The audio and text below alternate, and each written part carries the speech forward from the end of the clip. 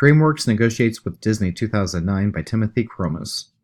The movie production company DreamWorks, which was run at the time by co-founder Steven Spielberg and Stacy Snyder, chief executive officer, notoriously negotiated with Disney to be its new movie distribution partner.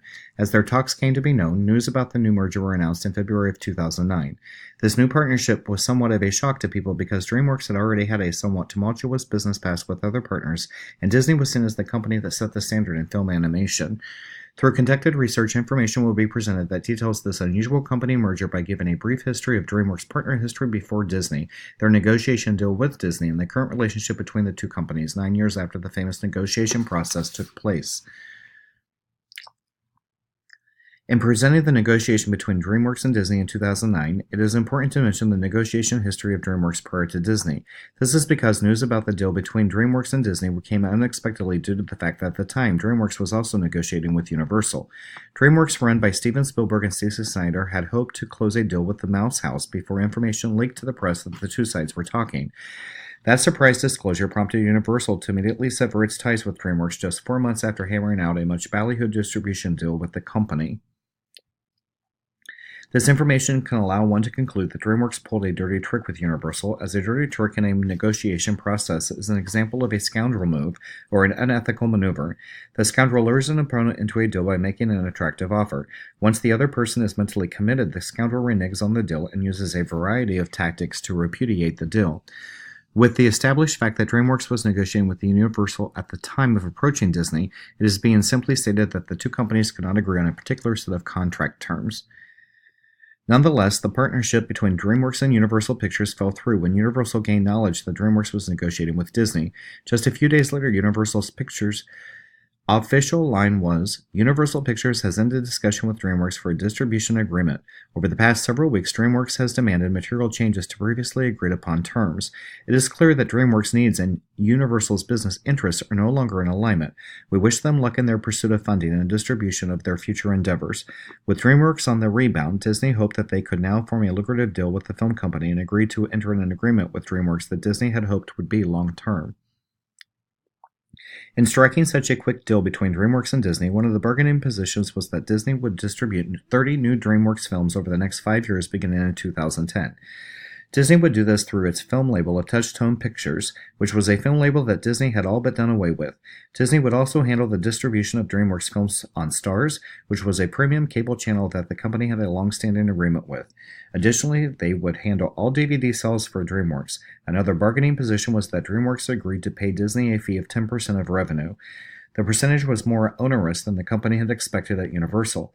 Disney would also lend DreamWorks a little more than $100 million, said people with knowledge of the deal who were not authorized to speak publicly. This is significant because in the negotiation process with Universal, DreamWorks was only to pay a fee of 8% of revenue generated. The reason for loaning the large amount of money to DreamWorks was that Steven Spielberg's company had just entered a deal with Reliance Big Entertainment, which was owned by Anil Ambani. Reliance Big had agreed to invest $825 million in DreamWorks in order for it to produce movies, and both the partners would hold a 50% stake in each of the firm. According to reports, Anil Ambani would be putting $325 million in the ventures as equity, while Disney would be investing another $150 million. The rest would be raised as a syndication of debt from U.S. banks like J.P. Morgan Chase, City National, and Bank of America. It is important to note that the investment of $825 million from Big Entertainment was a bargaining position that DreamWorks obtained outside of the Disney negotiations, and that Disney was expected to invest $150 million along with Ambani's $325 million investment. However, details of the final agreement are unclear and that Disney was said to have loaned a little more than $100 million to DreamWorks, and one could argue that a loan is not the same thing as an investment. It is also worth mentioning that the 50% each of ownership between Reliance Big Entertainment and DreamWorks was yet another example of a bargaining position that DreamWorks obtained outside the Disney negotiations. It is fair to conclude, therefore, that Disney respected the relationship between DreamWorks and Reliance Big Entertainment and that they did not infringe on the other negotiators' contracting business with DreamWorks, and this is a proactive step taken in order to prevent negative emotions. For DreamWorks, the negotiations with Disney were vital in that it needed a film distribution company in order to help secure the financing that it needed to continue producing films. At the time, partnering with Disney was crucial because if the deal would have unraveled, DreamWorks would have exhausted any hope of striking a distribution deal with 3 of the 6 major studios, with Sony and Warner Brothers never having had really expressed interest in such a partnership.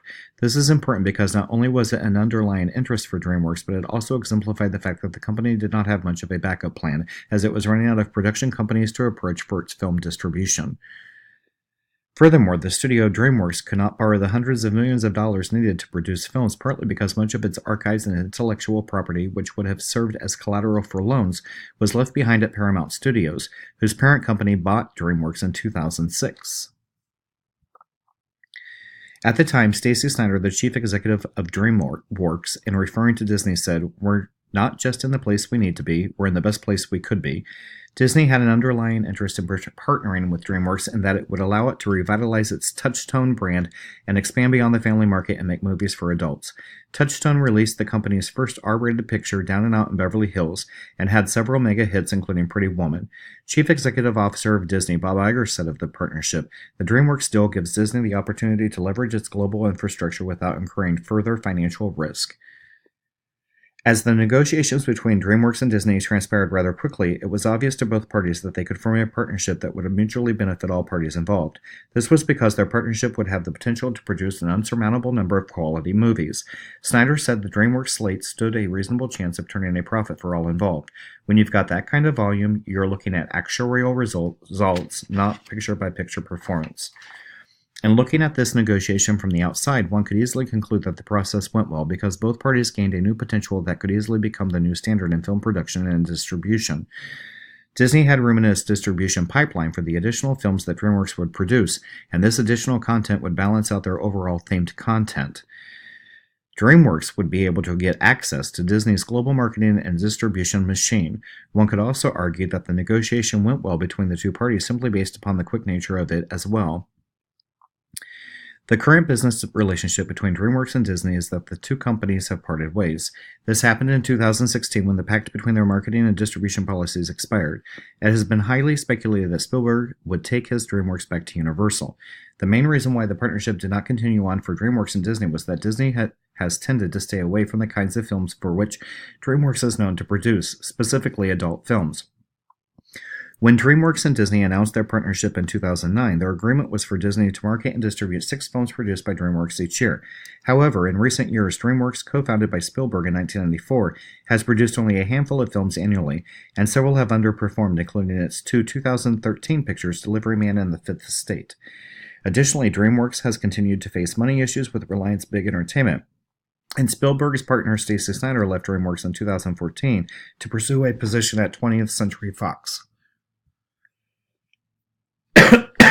Even though the length of the negotiated term in the agreement between DreamWorks and Disney did complete itself, it is important to look at what went wrong during the original negotiations of the two companies.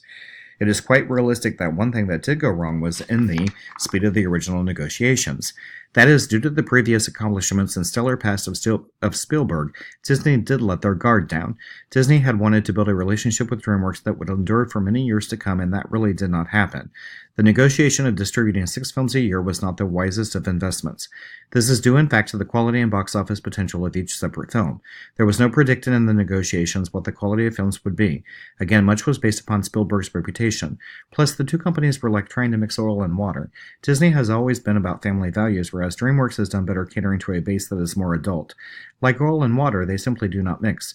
Even though the final outcome of their business partnering has not been a lose-lose situation, it should now be easy for the two parties to see that it definitely was not a win-win, and it most likely never had the potential to be.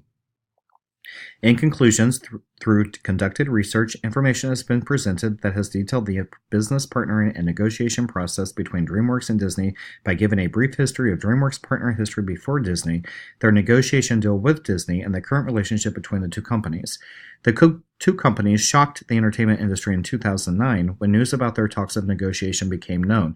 Many had hoped that the new partnership would endure for many years to come and sighed a breath of relief for DreamWorks, as this new opportunity gave the film production company a much-needed new start. As both companies are leaders in their industries, it is reassuring to think that both companies will ultimately be remembered for bigger accomplishments and that their brief partner will not overly follow them as they move forward.